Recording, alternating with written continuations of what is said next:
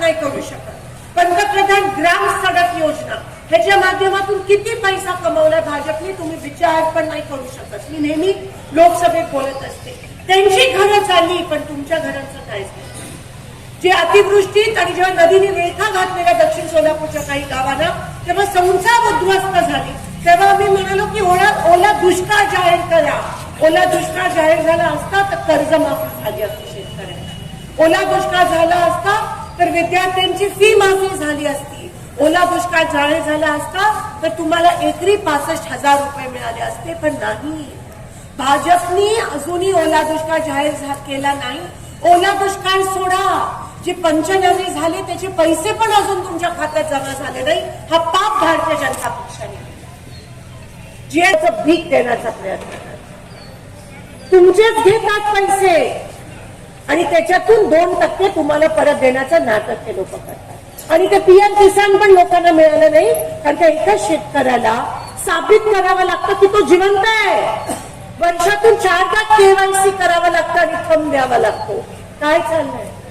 आणि तिकडे गेलं पीएम किसान साठी तर सगळं ऑफलाईन असतं. Server down, server down, server down. आणि काय चाललंय. एवढी चेष्टा मस्करी ह्या शेतकऱ्यांची अस्तित्व संपवण्याचा, शेतकऱ्यांचे अधिकार. ही जिल्हा परिषदची निवडणूक कदाचित खासदार आणि आमदारकीच्या निवडणुकीपेक्षा महत्वाची आहे तुमच्यासाठी. कारण का तुमच्या रोजच्या जीवनाशी निगडीत आहे की गावात पाणी येतंय का नाही, गावात रस्ते झालेत का नाही, स्मशानाचं काम झालंय का नाही, सभामंडपचं काम झालंय का नाही, प्राथमिक आरोग्य केंद्रामध्ये डॉक्टर येतो का नाही, पशुवैद्यकीय दवाखान्यात डॉक्टर आहे का नाही, लाईटचे ड्युटी आहेत का नाही, हे सगळे तुमचे विषय आहेत. म्हणून ही निवडणूक महत्वाची आहे. ही लोकांची निवडणूक आहे आणि म्हणून मी हात जोडून विनंती करते. आज फक्त सत्तेसाठी मी तुमच्या समोर आली नाहीये की सत्ता मिळू, मतं मिळू आणि सत्ता मिळू. तसं असतं तर मी खासदार झाल्यानंतर तुमच्या कृपेनेच खासदार झाली तर मी घरी बसू शकली असती. मी एसीची मजा मागच्या 2 खासदारांनी कसं केलं तशी. पण नाही, मी लढणार. कारण का जर आज आम्ही लढलो नाही तर तुमच्या बाजूनी कोण बोलेल, शेतकऱ्यांचा आवाज कोण उठवेल, शेतकऱ्यांवर जो अन्याय होतोय जर काँग्रेस बोलली नाही तर कोण राहिलंय बोलायला. बीजेपी अन्याय करते, बीजेपी अन्यायाच्या विरोधात कशी बोलेल. आणि म्हणून ही लढाई महत्वाची आहे, म्हणून काँग्रेस महत्वाची आहे. या पूर्ण कोल्हापूर जिल्ह्यात एक मीच भिडते या भाजपशी खासदार म्हणून, बाकी सगळे भाजपमध्ये. म्हणून ते पालकमंत्री तर माझ्या उरावर बसलाय. त्यांना खपत नाही मी भाजपच्या विरोधात बोलते, पण मी भाजपच्या विरोधात का बोलते, तुमच्यासाठी बोलते. कारण का आम्ही बोललो नाही तर हे लोक अजून त्रास देतील, अजून अन्याय करतील तुमच्यावर. आणि मला हिंमत कुठून मिळते बोलायची आणि लढायची, तुमच्याकडून. तुम्ही मत नाही दिलं, तुम्ही मला हिंमत दिली आणि म्हणून मी लढते आणि लढण्याची ताकद तुमच्याकडून मिळते. पण ही लढाई, ही क्रांती, ही तळागाळातून सुरुवात झाली पाहिजे. या क्रांतीची सुरुवात नेहमी खालून होते, वरून नाही होत. आम्ही कितीही बोललो तरी आम्ही विरोधात होतो, आम्ही बोलणारच. पण मतदार राजा असतो, आम्ही बोलतो, तुम्ही करून दाखवायचं. 7 तारखेची निवडणूक हे शांततेत क्रांती घडली पाहिजे. मतदानाच्या पेटीतून ती क्रांती घडली पाहिजे. कारण का काँग्रेसची आता या देशाला तुम्हाला गरज आहे. लोकशाही टिकवायची असेल तर काँग्रेस येणं गरजेचं आहे. हे काय आहे, यांचा बघा कसा खेळ चाललाय. पैसा फेक, तमाशा दे, एवढंच भाजप करू शकतो. भाजपकडून जे जे तिकीट मागतात ते का मागतात, कारण का एका हातात तिकीट मिळतं आणि दुसऱ्या हातात पेटी, खोका, जे काय ते त्यांना मिळतं. म्हणून भाजपकडून तिकीट घेऊन लढणारे पैशासाठी लढतात, पैसे मिळतात आणि ते इलेक्शन लढतात. काँग्रेसकडे काय आज, ना सत्ता आहे ना पैसे आहे, तरी काँग्रेसकडून लढायला रांग लागले ऑफिसच्या बाहेर. कारण का त्यांना तुमची लढाई लढायची, तुमच्या सुख दुःखात सामील व्हायचंय आणि त्यांना तळमळ आहे की शेतकऱ्यांवर जो अन्याय होतोय त्याच्याबद्दल लढायची तळमळ असल्यामुळे ते काँग्रेसचं. सोपं नाहीये ही लढाई लढणं, हिंमत लागते. आणि म्हणून आज आम्ही तुमच्या समोर येतो. आम्ही लढू, तुम्ही फक्त हिंमत द्या. शेतकऱ्यांचा आवाज आज काँग्रेसने उठवला नाही, गावात राहणाऱ्या लोकांनी काँग्रेसचा आवाज काँग्रेसने उठवला नाही तर कोण उठवेल. भाऊ, तुम्ही म्हणालात मगाशी की पैशाचा वापर शहरामध्ये बेहिशोब झाला, पण गावातली मंडळी स्वाभिमानी आहे. तो शेतकरी गरीब जरी असला तर तो स्वाभिमानी आहे. ही तत्वाची निवडणूक आहे हे त्यांना माहिती आहे. तुम्ही लोकसभेत दाखवलं, नेते पुढारी एकीकडे आणि लोक एकीकडे. लोकांनी ती निवडणूक ताब्यात जशी लोकसभेची घेतलेली तशी ही निवडणूक पण तुम्ही ताब्यात घ्या. लोकशाही तुम्ही जिवंत ठेवा आणि तुम्ही दाखवा या भाजपला की लोकांमध्ये काय ताकद असते.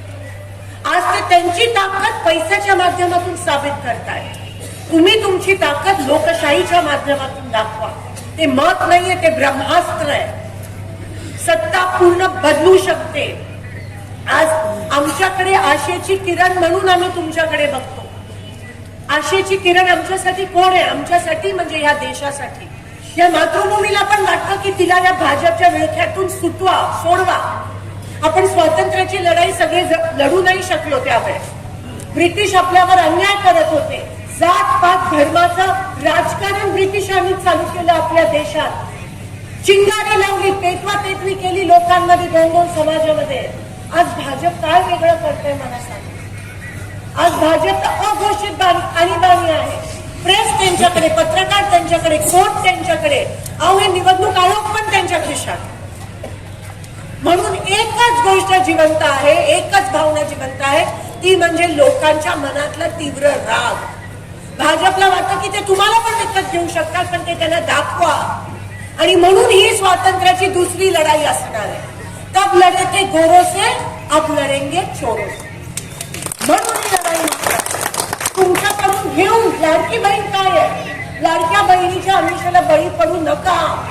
एवढ्या वर्षाची काँग्रेसची डूल योजना, संजय गांधी निराधार योजना, या माध्यमातून त्या माऊलीच्या गरीब महिन्याला 1,500 रुपये यायचे, ती बंद केली लाडक्या बहिणीची. आणि ते लाडकी बहिणीची योजना फक्त इलेक्शनच्या तोंडावर 2 दिवस बस, इलेक्शन संपल्यावर गेली. पण आमचं डूल, आमची संजय गांधी निराधार योजना ही एका माऊलीच्या शेवटच्या श्वासापर्यंत तिच्यासोबत. आज सगळ्या बायका मला विचारतात डूलला काय झालं, डूलचं काय झालं. कसं सांगू त्यांना की त्या लाडक्या बहिणीकडे पैसे. म्हणून ही लढाई खूप महत्वाची आहे. तुम्ही आम्हाला साथ द्याल. माझं काम करणं माझा पेंड आहे. मी काय कारखान्याचं राजकारण करत नाही, सोसायटीचं राजकारण नाही, बँकेचं राजकारण करत नाही. तुम्हाला माझ्यापासून काही त्रास नाही. मी फक्त काम करते आणि ते मी शेवटच्या श्वासापर्यंत तुमचं काम करत राहणार एवढं मला माहिती आणि प्रामाणिकपणे करत राहणार. जसं मी रस्त्यावर उतरून काम करते, आम्ही गावात जातो, आम्ही लोकांशी बोलतो, संवाद साधतो, संभाषण साधतो, हीच लोकशाही आहे. जसं आम्ही काम करू तसं माझ्या भगिनी पण आम्ही खांद्याला खांदा लावून तुमची सेवा करू. जेव्हा सेवा करणारी लोक आहेत, काम करणारी लोक आहेत, तेव्हा तुम्ही त्या भ्रष्ट भाजपला का म्हणून मतदान करता?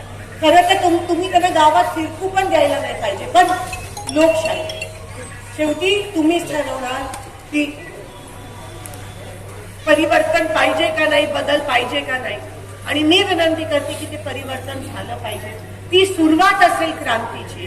ती क्रांतीची ज्योत, ती लोकशाहीची ज्योत जिवंत ठेवा.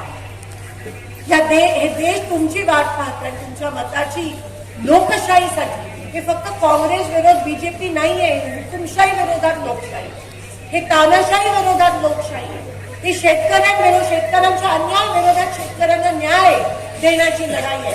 ही बेरोजगारीच्या विरोधात रोजगाराची लढाई आहे. ही लढाई खूप मोठी आहे आणि म्हणून इथून सुरुवात झाली पाहिजे. एवढीच मी कळकळीची या ठिकाणी विनंती करते. आपण भर दुपारी सुगीचे दिवस असून सुद्धा आज आपण इकडे कंदलगावात उपस्थित राहिला.